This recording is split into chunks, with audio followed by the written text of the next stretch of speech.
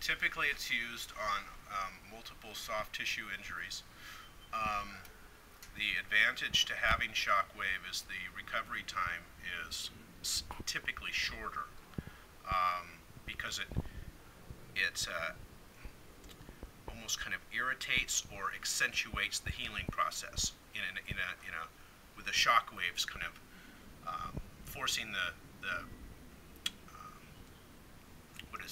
tissues to heal, whatever that tissue may be. It may be a tendon, ligament, typically soft tissue kind of things, suspensories, sometimes bowed tendons, that kind of thing. My understanding is that it stimulates the healing process. I felt a little sorry for them when they had it because it's like almost being hit with a hammer in where you're already sore. And for a few days they stay in pain.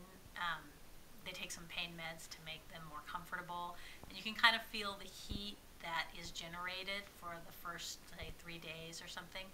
But then it seems to settle down. Ours functions basically like a very well-tuned spark plug inside of a fluid bladder.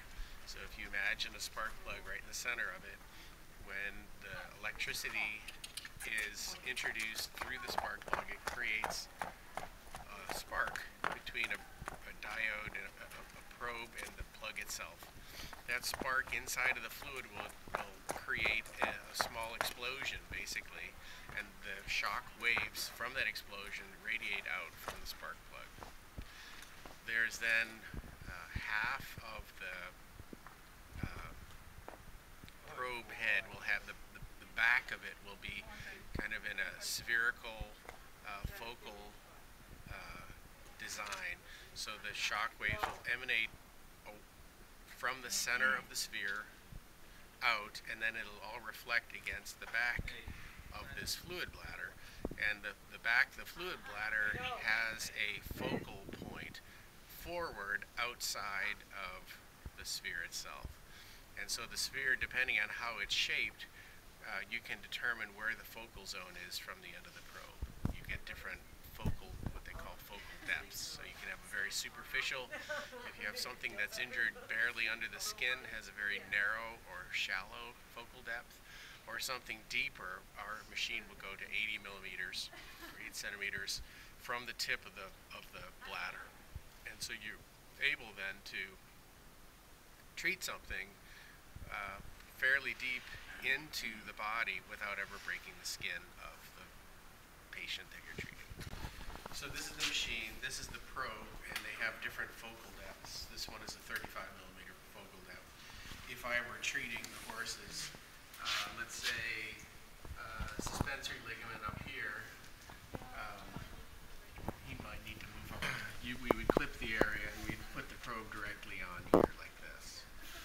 And we'd hit the impulses and it'd be going pop, pop, pop, pop, pop, pop, pop, like that. In order to do it, though, we need to sedate the horse, we need to clip the area and restrain him with a twitch, because it really hurts when we put this on ourselves or on a horse.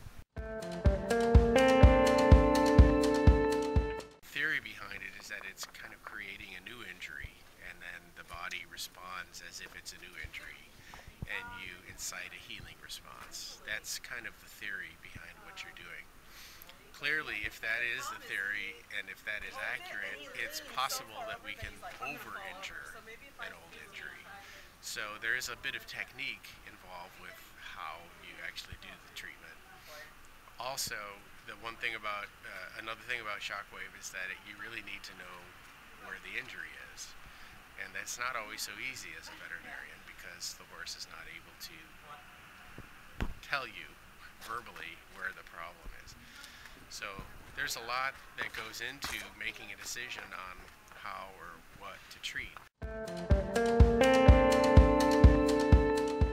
Depth, you can see, this is the deepest, this is the middle, and this is the superficial one. And there's actually one more on here, but so you can see there is the difference, and this is the black part is the fluid bladder. right back about in the middle of where I'm pointing to with this finger is where that spark plug is. Inside of this fluid bladder, you can see this is deformable. All of these are. And then this cord goes back down to the main machine where the electric impulse is created. And then we have a foot switch that turns it on or off, because generally where hands are full, I'll push the foot switch. See this thing.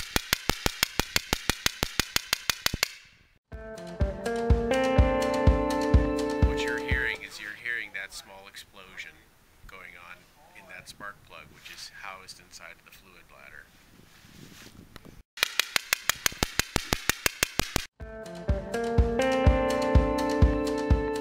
For acute injury with a high energy level, I believe we can make the injury worse. So again, as I said, theoretically, shockwave therapy is a new controlled re-injury to a tissue. Sometimes when you get a fresh, new injury, it is not able to handle an additional injury on top of it. So you create a worse problem. Also, when we've treated some horses with arthritis, I've had a number of horses that actually got fairly painful for about a week before they got better, and that is also not optimal. And probably the main danger of shockwave therapy is that it's expensive and it can be toxic to the checkbook account of the person who owns the horse.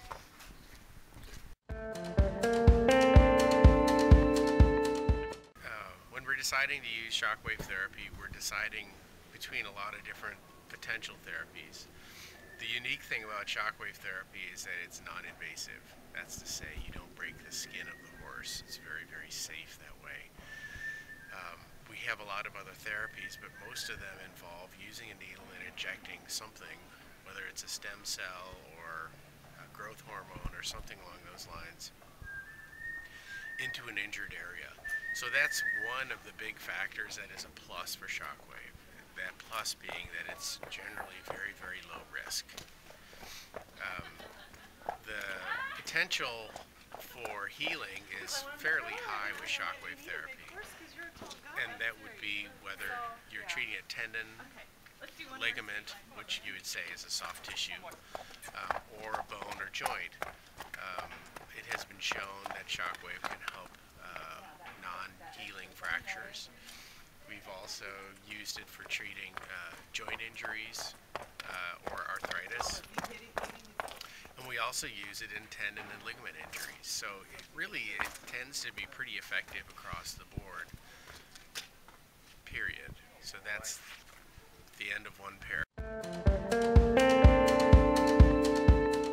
I worked on countless horses that have had it, and it did seem to really help the horse get better faster, particularly done by good qualified vets. Most of the vets that do it are highly qualified, and it really speeds up the process so that you can, if you have an injury in the spring, you can be showing by fall. I don't know for sure that it made a difference in how fast our horses recovered, but they did recover well from their injuries, and so I have to believe that it didn't delay that healing, and hopefully did increase the quickness of the healing process. I know for us it's quite expensive, but our insurance has covered it, which also made me feel better that there was proof that it was valuable. Otherwise, I don't think our horse's medical insurance would have reimbursed for 3 shockwave treatments in each incident. I've had 3 of my horses have shockwave treatment due to injuries. We've had one horse that had a big shin splint that we used shockwave therapy on to stimulate healing. We've had 2 of our horses have suspensory ligament injuries, either in the front leg or the hind leg, and our veterinarian recommended having shockwave therapy done to try and promote a quicker healing of the injured area.